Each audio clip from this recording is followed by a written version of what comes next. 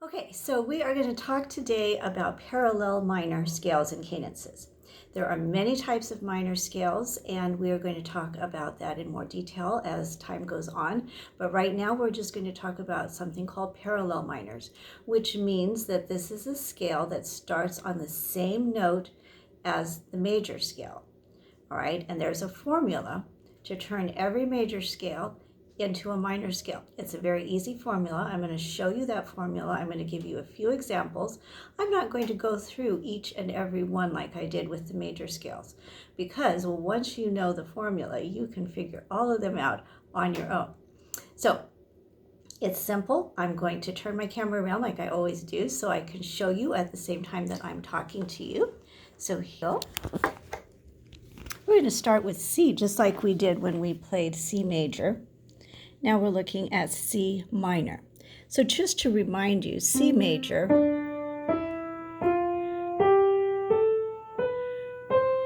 there is our C major scale, which we learned back at the very beginning. And our C major cadence.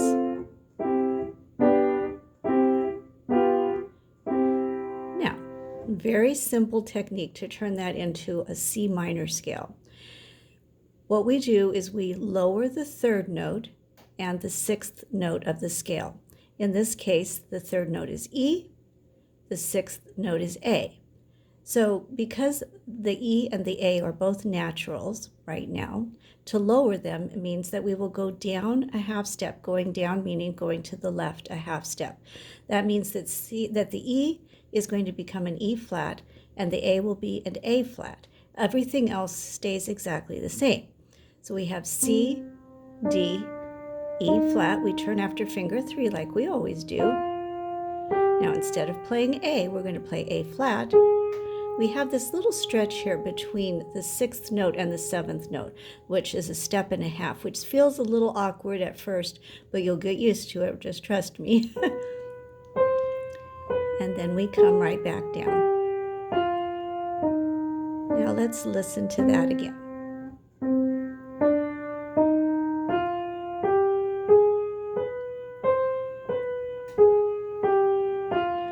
So if you played that correctly, it'll sound like something out of Aladdin, doesn't it?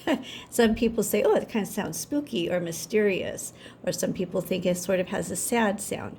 But it's a different sound, but that's all that it is. We just put those labels on it. And so now, when we play the cadence, we have to incorporate those two notes into our cadence. So you remember in the key of C, we had C, E, G for our one chord. But now it will be C, E flat, G, which is a C minor chord. And then if you remember, our F chord, which was normally played F, A, C, is going to be F, A flat, and C, because we had that A flat in the cadence, or in the scale. We come back to C major. Now, our G chord, our 5 chord, isn't going to be changed at all because none of those notes were involved. And nor will G7. The 5-7 will also remain the same. Okay? And the same pattern applies if you're going to go 2 octaves.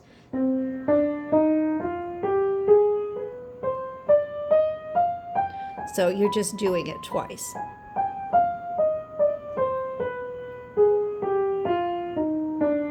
And the same thing for the scale. I mean, for the cadence. So with your left hand, here's your C chord, your C minor chord, your F minor chord, F, A flat, C.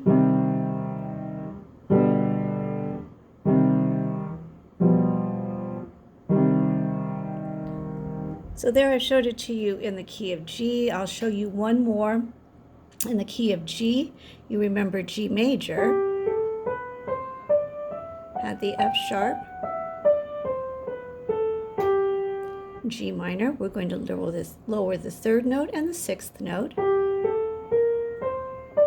We're going to keep that F sharp because nothing happened to note number 7. Here's your G minor chord, your C minor chord with the E flat. We'll keep that F sharp, nothing changed there. Now, I am going to show you one more just so that we could, because the two that I've showed you so far, we changed the third note and the sixth note by making them flat. So some people will now get in their mind that that means that the third note and the sixth note will always have to be a black key. It does not, and I will show you why here in a second. Let's go to the key of D, which normally has an F sharp for finger for note number 3.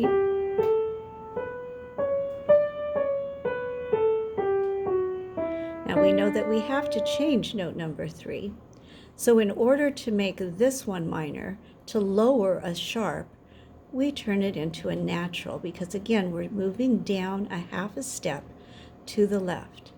So instead of F sharp, you will play F natural. 3,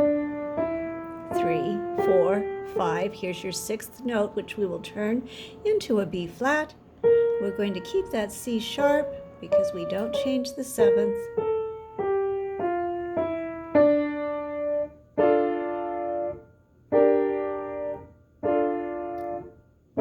So if you've been tracking so far, you've seen how the pattern works. Okay, and it just continues around the circle of fifths exactly this way. Again, like I said, I'm not showing you every one of these. I think that once you know the pattern, you should be able to do it on your own. So happy playing. I will see you again at the next scale.